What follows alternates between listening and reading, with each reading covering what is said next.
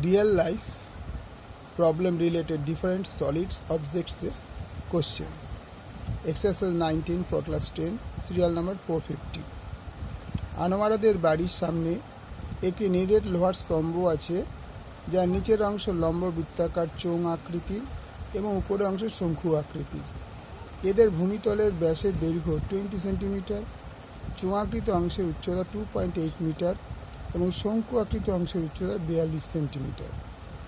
এক ঘন সেমি, এটা এক ঘন সেমি, এক ঘন সেমি লোহার ওজন 7.5 গ্রাম হলে লোহার স্তম্ভের ওজন কত? তাহলে লোহার স্তম্ভটা কিরকম হবে?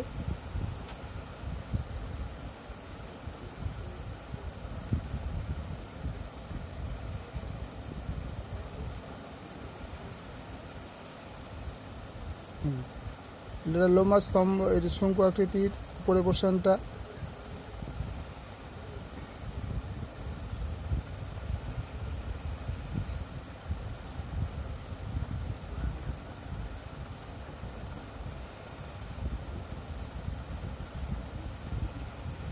এবার দেখো বলেছে এদের ভূমিতলের ব্যাস, এটা আর, তাহলে কার ভূমিতলের ব্যাস?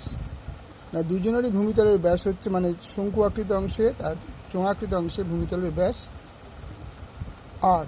তবে প্রথম ক্ষেত্রে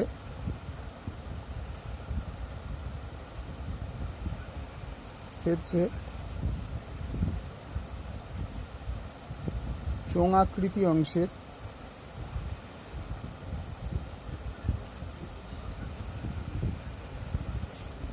ব্যাস ইকুয়াল টু 2r, 20 সেমি। সুতরাং 2r ইকুয়াল টু 20 সেমি বা r ইকুয়াল টু 10 সেমি। এটা চোঙাকৃত অংশের, তার মানে এইটা হচ্ছে r ইকুয়াল টু 10 সেমি। এবার চোঙাকৃত অংশের উচ্চতা বলে দিয়েছে, এটা বলেছে 2.8 মিটার। তাহলে উচ্চতা h ইকুয়াল টু 2.8 মিটার, এটাকে সেন্টিমিটার নিতে হবে। 2.8 into 100 centimetre equal to 280 centimetre. তাহলে কী কী পেলাম? না, ব্যাসার্ধ পেলাম, উচ্চতা পেলাম। তাহলে সুতরাং চোঙাকৃতি অংশের আয়তন equal to pi r square h ঘন একক।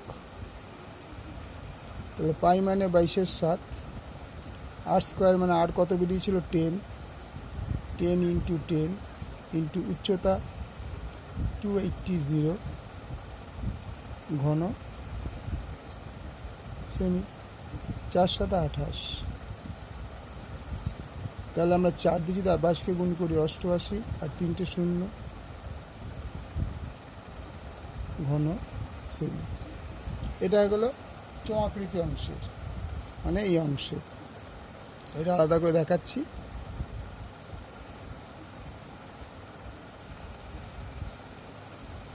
এই অংশ, এর উচ্চতা বলে দিয়েছিল 2.8 আর এর ব্যাস বলে দিয়েছে আর, তার মানে এর 2r ইকুয়াল টু ছিল 20 সেন্টিমিটার। তাহলে চোঙাকৃত অংশের আয়তন পাওয়া গেল এত সেমি। এবার হচ্ছে শঙ্কু আকৃত অংশের, এই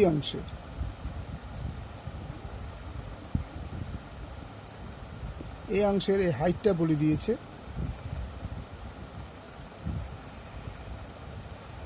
42 সেমি,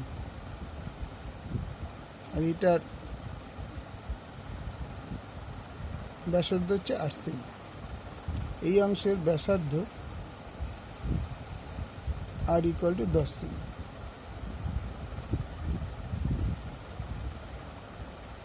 উচ্চতা h is equal to 42 semi. তাহলে শঙ্কু আকৃতির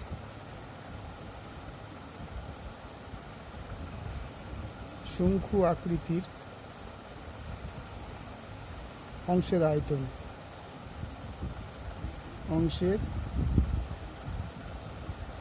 আয়তন ইকুয়াল টু 1/3 পাই r²h ঘন একক।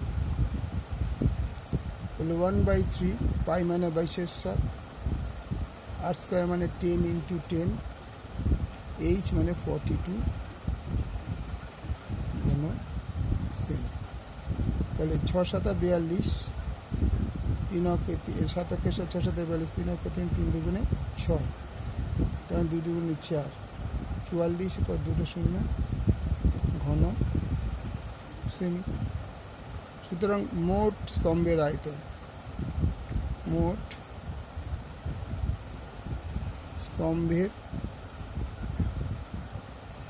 আয়তন ইকুয়াল টু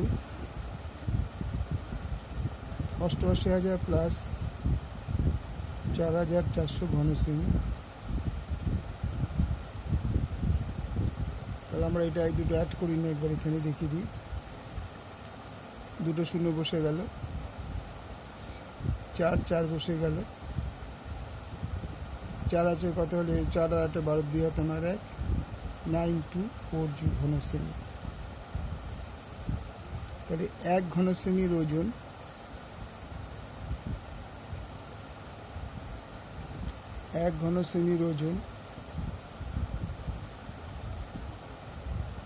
7.5 গ্রাম। তাহলে 92400 সেমির ওজন 7.5 × 92400 ইকুয়াল টু গ্রাম।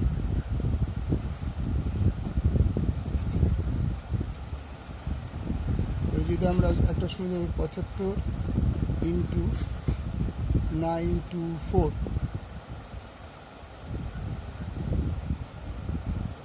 তাহলে আমরা এখানে রাফে এটা গুণটা করেই নিই, কত দাঁড়ায় 9240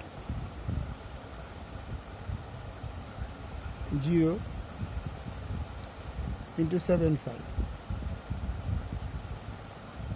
5 0 0 4 5 20 0, 5 0 0 4 5 20 0, হাতে মার 2, 5 10 আর 2 12, 2 হাতে মার 1, 5 9 45 আর 1 46, 5 0 0 4 5 20 0, হাতে মার 2, 5 9 10 আর 2 12, 2 হাতে মার 46, 7 দিয়ে 7 0 0 4 7 28 8, হাতে আমার 4 7 28 আর 8, হাতে আমার 2, 4 7 28, 7 14 আর 2 16, 6 হাতে মার 1, 63 আর 1 64, 7 0 0 4 7 28 8, তোমার 2, 7 14 আর 2 16, 6 তোমার 1, 7 63 আর 1 64, 0 0 10 0 তোমরা 6 12 13 3 হাতে মারে 9, তাহলে এত গ্রাম। তাহলে 693 গ্রাম, একে আমরা কেজিতে নেব। কেজিতে লেখা যদি ভাগ করলে হবে বাই 1000 কেজি ইকুয়াল টু 693 গ্রাম। বোঝা গেল? এটা রাফ, এটা তো তোমাদের এখানে কেটে দিলাম, বোঝানোর জন্য গুণটা করেছিলাম। তাহলে প্রথম থেকে আবার দেখে নাও অঙ্কটা, ক্লাস 10-এর এক্সারসাইজ 19।